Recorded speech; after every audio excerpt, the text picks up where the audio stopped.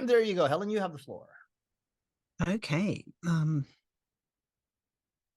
I've managed to terrify myself for some unknown reason.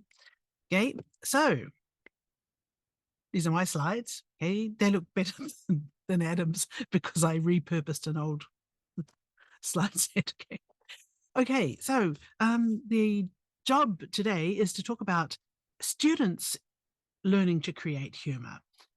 Specifically, I started out with a meme making project because it's accessible, it's easy. Okay. There are various ways that students can make memes. They can use a photo app. One very easy way is to simply make a slide and download it as a JPEG.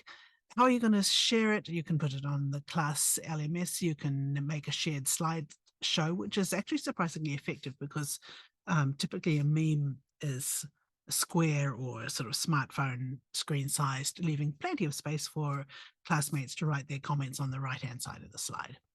I have recently been putting it on Padlet. Other whiteboards are okay, but they tend to get heavy. You can just have them hold up their phones or their tablets or whatever in various corners of the classroom and do a show and tell if you really want to.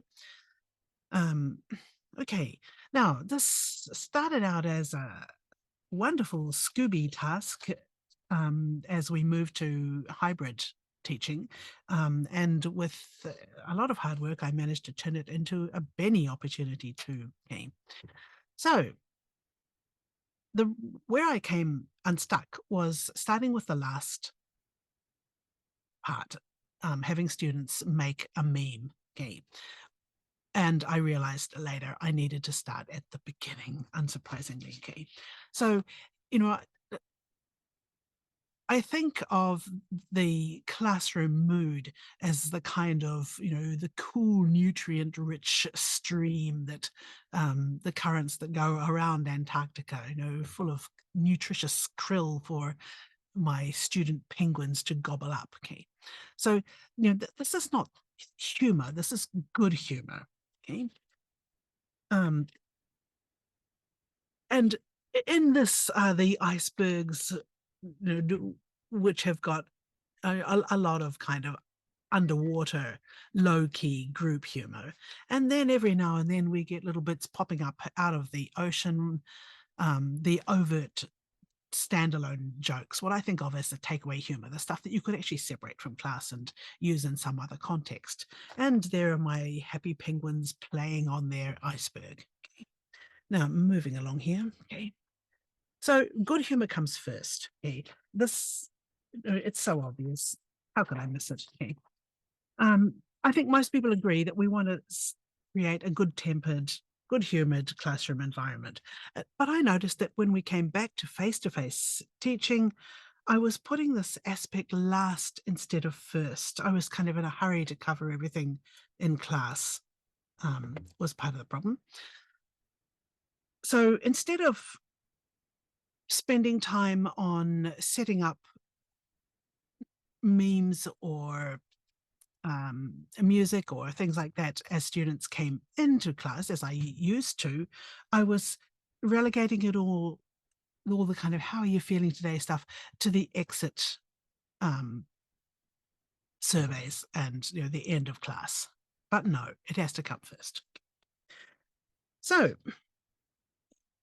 um, first of all, I think it has to come first because we need to demonstrate that it's really important to manage your moods in class. Okay. And of course, we want to feed our penguins some relaxing, motivating, creative positivity before they encounter their icebergs. Okay. Now, in terms of learning outcomes, I think we should think a little bit about what positive emotions are. Barbara Fredrickson is the big name in this field, but a team from Beijing headed by a guy called Xin Hu. Okay, so I'll put those in the chat.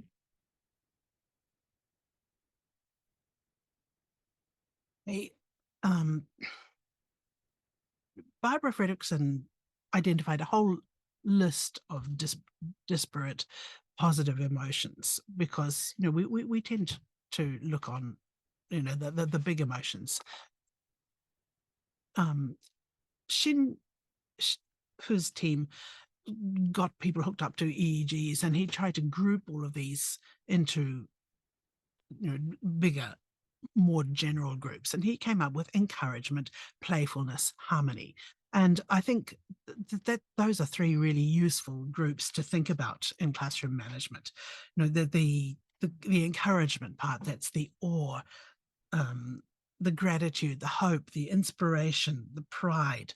Those are all things that we want to see in our classrooms. The playfulness, that covers not only amusement and joy, but also interest. Okay.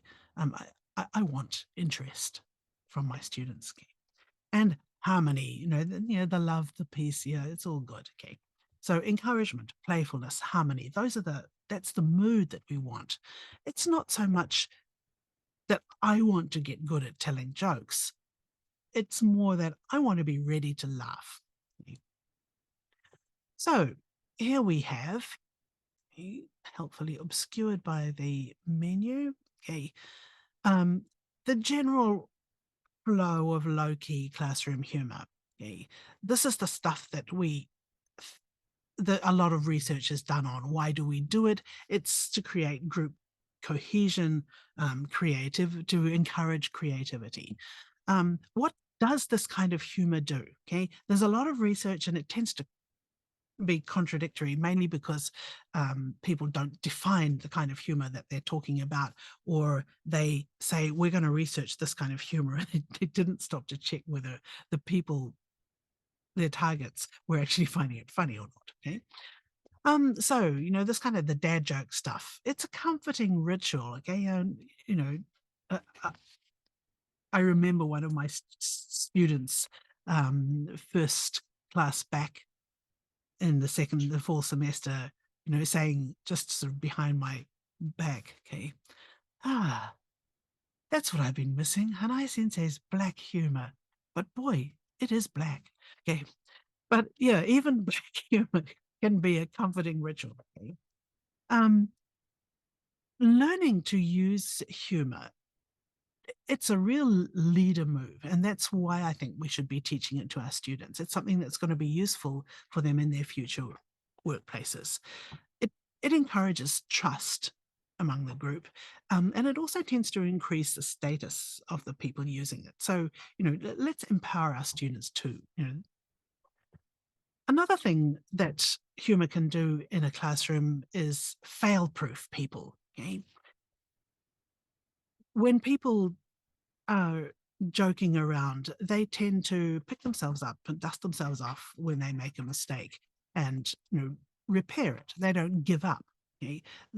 This kind of resilience, I think that's just so important. Okay, now let's start thinking about what humor actually does. Okay, it tends to broaden our focus. Okay, the positive side of that is that we start looking at things and even people that seemed irrelevant a moment ago. When you're anxiously focused on fulfilling a difficult goal, then you really narrow down the number of things you're paying attention to. Sometimes that's useful, of course, and sometimes not so much. So, classroom humor, it's wide angle. Okay, it encourages attention to novelty. It encourages flexibility. It encourages people to pay attention to things that seem a little bit irrelevant or incongruous. Okay, and finally, the big one, it's pro-social. A humorous environment, lots of jokes, encourages people to make connections with other people, to pay attention to other people. And that's good, right? Finally, we get to students actually making humor. Okay. There's memes, there's jokes, there's skits, there's pranks, there's all kinds of things. I'm rushing ahead of myself a little bit. Okay. People are scared to be the one who makes the unfunny jokes, but whenever surveys are carried out, the results tend to show that people want to work with friends and workmates who are funny. Okay, so so something's got to change for this equation to balance. Okay? We can learn to be funny. We can teach humor, and I think we should, because as I was saying before, employers love sociable, productive employees. Okay. One thing I really failed to realize was that I needed to model the creation of humor regularly. And I need to show that I'm actually teaching something, that it's not just part of my classroom patter. I have things like funny presentation samples, dialogues, and so on, but I need, little things that I can pop up on the screen as students come in that can, be put with an assignment and so on. Something that shows students how that they can incorporate humor into their work too. I picked on memes because they're short, okay? Also, memes tend to focus on, looking at incongruous things, and that's a fairly easy type of humor to understand. Okay. They have visual support, so even though students are using a foreign language, it's that much easier to understand them, and they're easy to share. You can stick them in your line posts, you can put them in your slides, and so on and so on. Okay. So what have I had students done? I've had them record themselves doing funny skits in front of, some object on campus. Um, I've had them rewrite textbook material, sort of parodize it, give deadpan descriptions of incongruous items used as clothing or accessories, and so on. But memes are where I start because they're so short. Now, let's start thinking about actually making memes. At this point, if anybody has kind of questions, please hit me up before I start babbling and you won't be able to get a word in. Okay. So please put some questions in the chat. Okay. If you do have any questions at this point. Okay. So, okay. First of all, what is a meme? I think we do have to actually pull it apart and let students understand how humor works. Okay? I mean, not that people agree how it works, but generally speaking, you could say that a joke and a meme is a journey. You have to start somewhere that everybody, end up with a context that everybody understands. Otherwise, you're not going to reach the emotional reward and get the joke at the end. Okay, so we start at the beginning. Everything's normal, comfortable, understandable. And then suddenly, surprise. And oh, wait, we're in a new place. Okay, and we have an emotional reaction to it. Okay, and part of that emotional reaction is, with any luck, we laugh. Okay, now, at the end of my slides, I've got a few books which are on the affordable end and on the recent side. One of the easiest ones to read if you want a kind of overall view of what humor is Rod Martin's book. He gives a really nice description, which I've kind of tinkered with a bit. He says you've got to start with a social context, okay? And I would say it has to be a social context that students resonate with and that their classmates are going to understand. Two, there's a cognitive perceptual process, okay? So we notice things, we think about things, something's happening, okay? There's a little bit of intellectual work going on there. There's an emotional response and the expression of that response in laughter. So you need those 4 steps or the joke is just not going to work. Here's a couple of samples. Okay, I do try and make them very easy. They're not the greatest jokes in the world. So the context is a photo that we understand to be horrifying. Okay, the surprise is that the text doesn't quite match. Okay, so me, that's the teacher, the night before our first class. Okay. And so the new context is that the teacher is not super confident before the first class. The teacher is nervous. Okay. And finally, the payload. Okay. Laugh. Go on. Laugh. Okay. Okay. And here's another sample. Okay. Another easy way to make memes is to actually have 2 contrasting pictures. Okay. That makes it really easy to understand. So we've got my image of university study, the first context, delicious abundance of university study. Okay, the surprise is the contrast. Okay, not only is the content different, but the whole visual mood of the picture is different.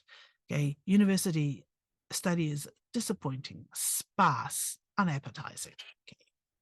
And finally, the payload, recognition and maybe some wry laughter. So those were two very simple samples that I would give to students. Okay, now just because we couldn't leave ChatGPT out of this, okay, I asked ChatGPT to make a joke about expectations before entering college versus the reality of life as a freshman. Okay, there were 2 fails and 1 kind of success. Okay, the fail. Why did the freshman cross the road? Why did he? Okay. To get to the library and realize they have to start studying to maintain a decent GPA because college is nothing like what they expected. That's not humor, that's just horror. Okay. So, you know, the first context and the final context, there's nothing incongruous. It's all sadly as expected. Okay. Well, there's also only one emotion. Okay.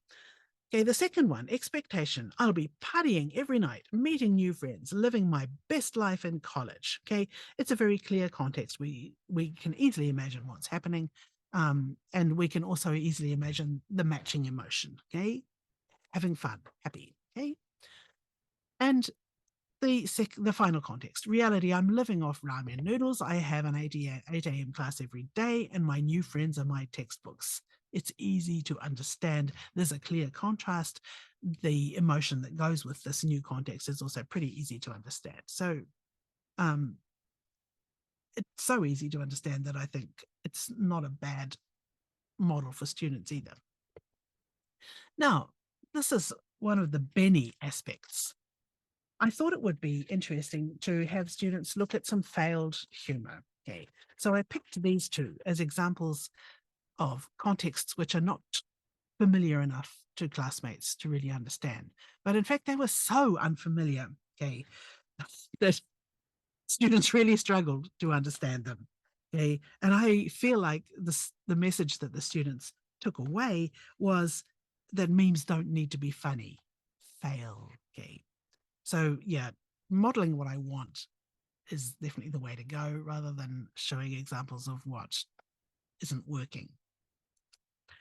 Hey, here's the assignment page. Okay, you can't see it because I've helpfully hidden it. But at the top, it says when you're on time for 9 a.m. class, and it's the middle of the night. Okay, to make a meme, I suggest that you need 1 or 2 clear photos around campus, a topic that's easy for your classmates to understand. Okay, let's say it again, a topic that's easy for everybody to understand. Words in big print that contrast with the photos emotionally. And finally, keep it clean and keep it legal. Okay, so that's how I handed out the assignment. Okay. There are some visual resources like Unsplash, FreePic, or even just searching for meme pictures, no words. But I really prefer students to use pictures from around campus. They're not so likely to just kind of use something that they don't quite understand or that they've maybe misunderstood. Okay.